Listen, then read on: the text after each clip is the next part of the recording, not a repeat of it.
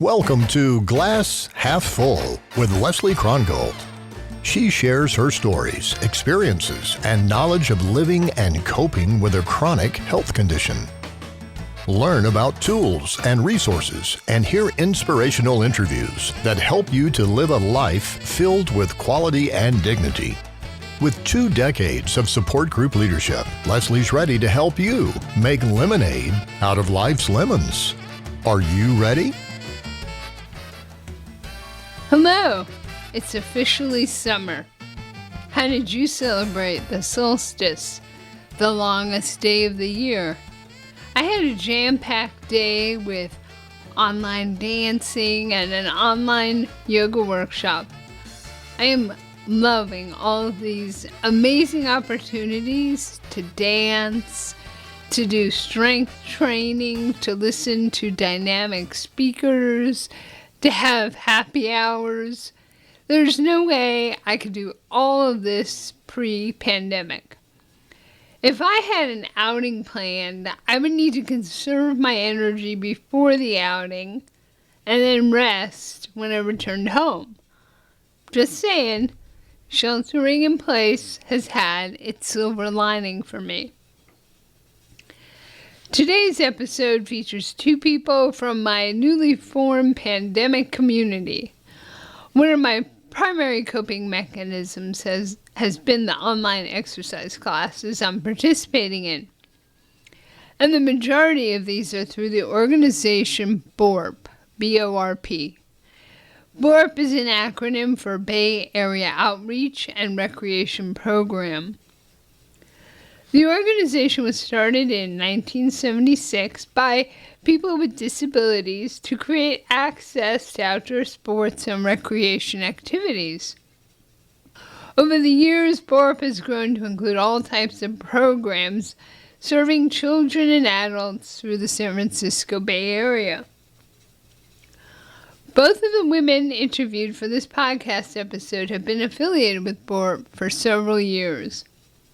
Cynthia Noonan, the vice president of BORP's board of directors, had previously worked for the ALS Association. Her introduction to BORP was through their cycling program. I asked Cynthia about her beginnings with BORP and what her role was in getting fitness classes online. And so what captivated you? I assume that was, you're so attending as a participant was your first taste of it. Were you familiar with other programs like BORP, or was this the first? No, this was the first. I became disabled in 2007 from transverse myelitis. I became a quadriplegic through that. It's an autoimmune disease where the immune system attacks your spine. So that happened, and I was doing a lot of physical therapy, but I hadn't done anything recreational. So it was my first taste of doing anything recreational outside independently, and it was fantastic. I mean, I was so thrilled, and it became, I think, a weekly, I made the trek out, I think almost weekly, to go cycling from the city. You had the wheels in motion before the pandemic, right? Yeah, I mean, in some sense, I was definitely doing all the research into it, and so I was very aware of what was available for people with disabilities, and then also what was available for people without disabilities, things such as Peloton, and then a lot of other on-demand and live classes that were being offered on several different platforms for people, mostly for people, without disabilities, and the things that there was nothing live being offered for people with disabilities, which is kind of, that's what I was looking into. Right. And then the pandemic hit, and it was like, okay, well, let's go. Now is the time to do it. And I use social media personally, and I was using it professionally because I wanted to find out what people were doing adaptive fitness wise for the grant. I was researching that. And I noticed right away a few organizations getting some classes up and running really quickly. And the platform they were using was Zoom. And so I already had an idea, and like people were already starting. So I was like, okay, this is happening. So it was easy just to say, well, let's make this happen. And we had, wonderful instructors who were already associated with BORP and were ready to do something and get involved.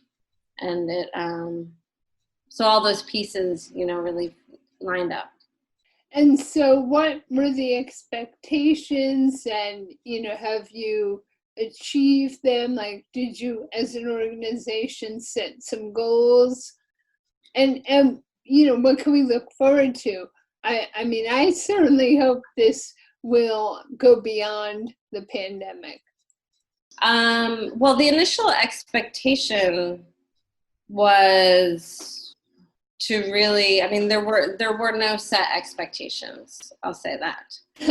My expectation was I want, this to go global and get as many people. That was my personal goal, was to just get as many people signed up and participating as we can.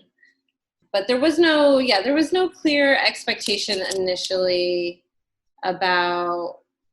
because we had no idea, it was treading new territory. And so we were really actually quite surprised by how many people signed up, right away.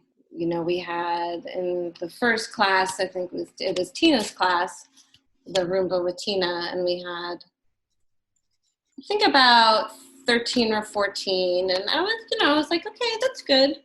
And then there was a strength training class and people really, people like strength training. They just do.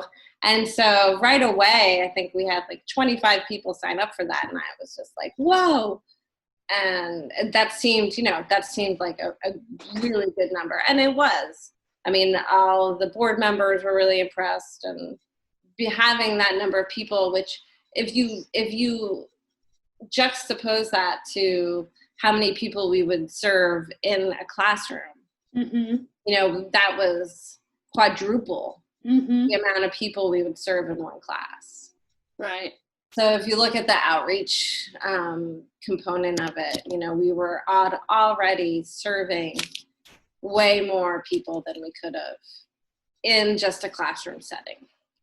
So what has been the journal feedback? Just very positive, really, really positive. We've had one woman who, she lives Southern California in a kind of remote-ish area. She has a TBI and is blind since a car accident several years ago, and she has had no outlets for physical activity because they stopped, her insurance stopped paying for physical therapy.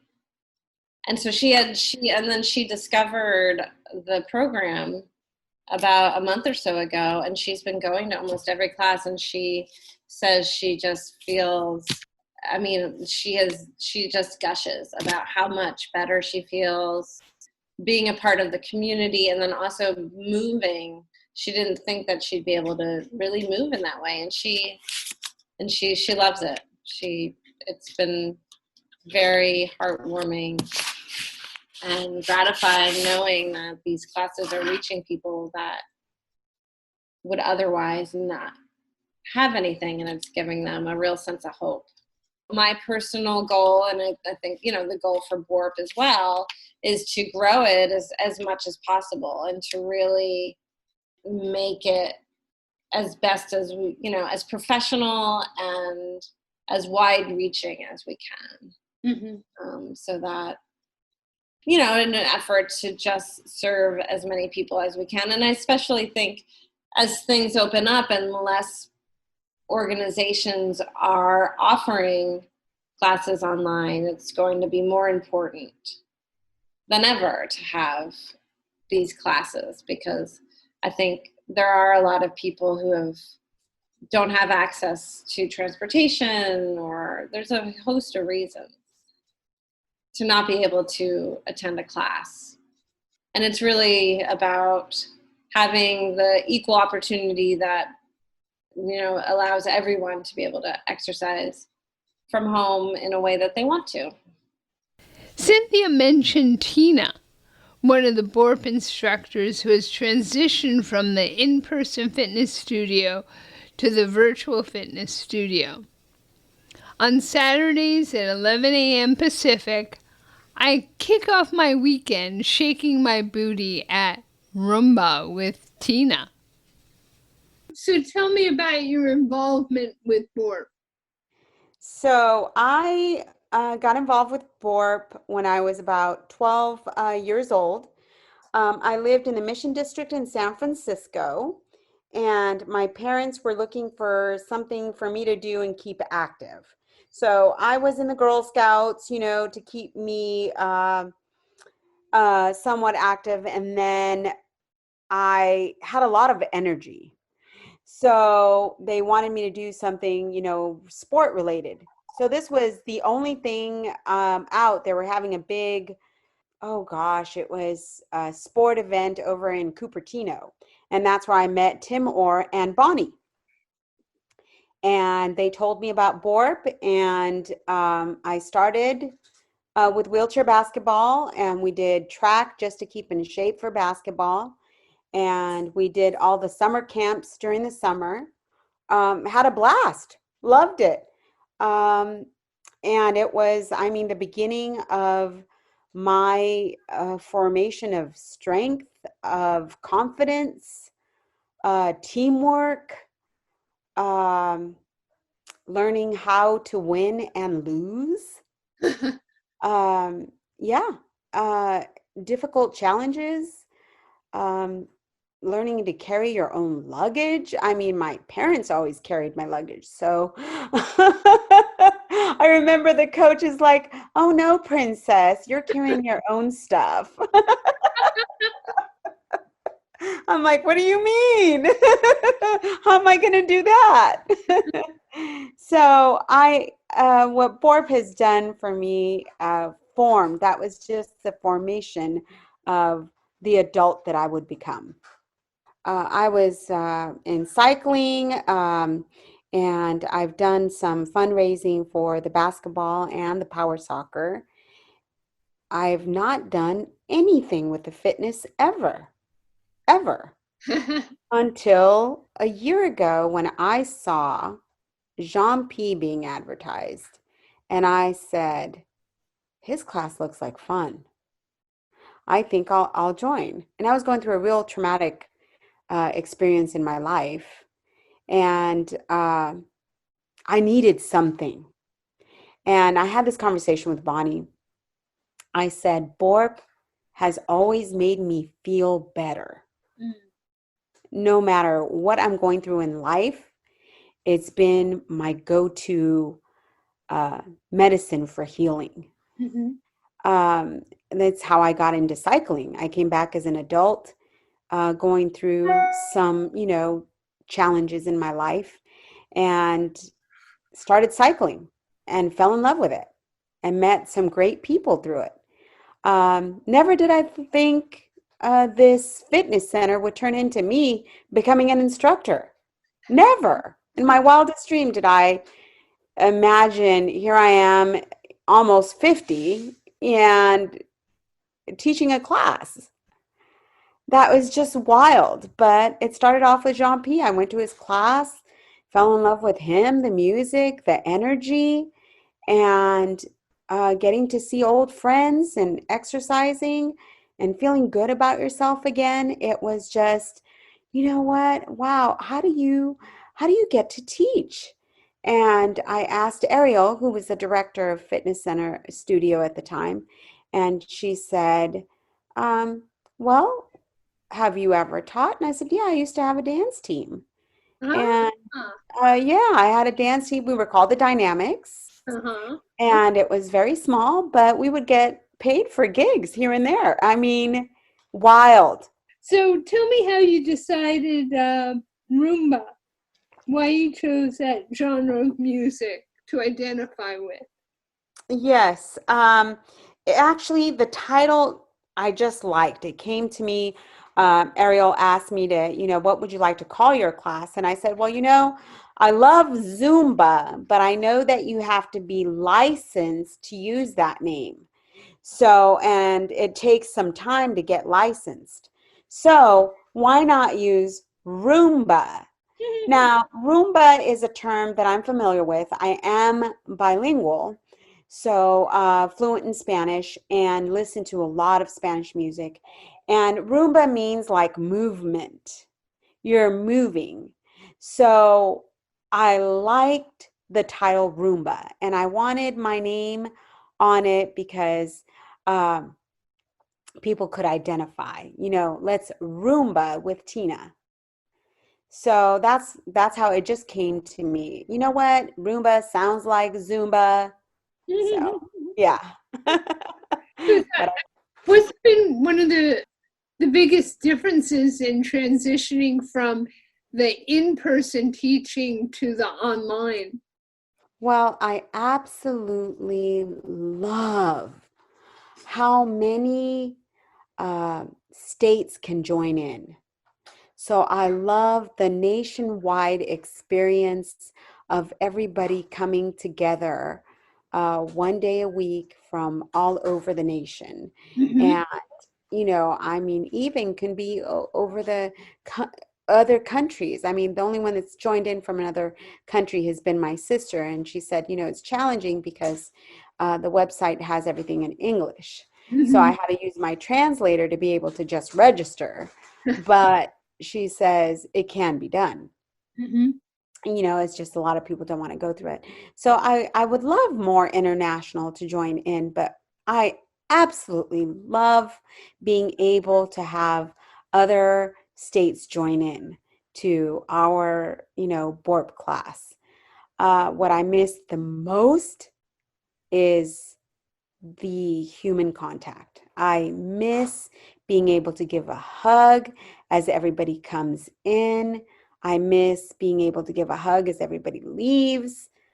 I miss the energy you get from being with someone in person. Mm-hmm. You see everyone getting into the music, you see everybody sweating. Here I look at a screen and I'm seeing about, over 20 participants. So I can see the gloves, which I love. I can see the smiles. I can see people really getting into it, and that energizes me so much. But it's not like you can see the individual person's sweat, and the individual person's, enthusiasm and, breathing hard, and that they've had a great workout. Mm-hmm. Well, we'll have to mail you vials of our perspiration. Yes, And you can yes. So I love that everybody can come together and not have to worry about how they're going to get there. That, they can just turn on their computer or their phone and voila, you're in class. right. I mean, it's Zoom has made such such an easy way to come together for so many people. I love your enthusiasm and positive energy that you bring to the class.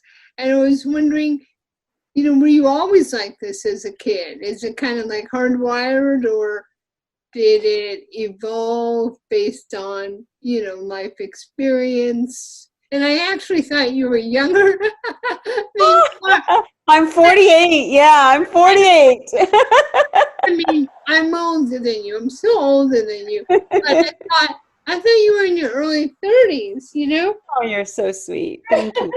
Well, mentally, I feel like I'm still in my 20s, but physically, I'm reminded I'm not. So, yeah, I talk to my biological parents, and they tell me I was wired this way. I was wired. When I lost my legs, I fell off a horse and landed on a railroad track in Mexico, and the train cut me in half. Oh, wow. So I don't remember a thing, but I'll tell you this. I was in the hospital, and I love this story. I was in the hospital, and I had a very crabby nurse. And I said to her, she came to me and she wanted to give me a new IV, and I hated being poked. And I said, "You're not going to poke me today." And she says, "I'm going to have to poke you." And I said, "Well, if you're going to poke me, then you need to buy me a guitar." And she says, "Why?" And because I want to sing happy birthday to all the children in the hospital. So she said, "Okay, and then you'll let me poke you?" And I said, "Yeah, you can poke me if you get me a guitar." So I have a picture. She got the guitar for me. And whenever it was anybody's birthday, they took me around with my little guitar, and I sang happy birthday to everybody. So when my mom told me that story, I said, wow, that's me. That is me. I had just lost my legs, and I'm like, well, was I curious? Did I ask what happened? I mean, I was only 4 years old. And she said, "Yeah." You said, "What happened? And where are my legs?" And then we told you the train cut them off, and you said, "Well, I still have my hands." So that is me. I still have my hands. And I have not had an easy life, but I thank God for always looking at the positive. Not that sometimes are harder than others, but always looking at the positive. There has to be some positive. And I go back to that 4-year-old who said, "I still have my hands." You're invited to join Tina, Cynthia, and myself on Saturday mornings. Check out the links in the podcast notes on the Glass Half Full website. You'll also see a photo of 4-year-old Tina with her guitar. And also check out the other classes offered through BORP, as well as a few dance classes sponsored by other accessible organizations. So many great opportunities to exercise your mind, body, and spirit. Thank you for listening to Glass Half Full. Leslie invites you to leave a rating and review on iTunes.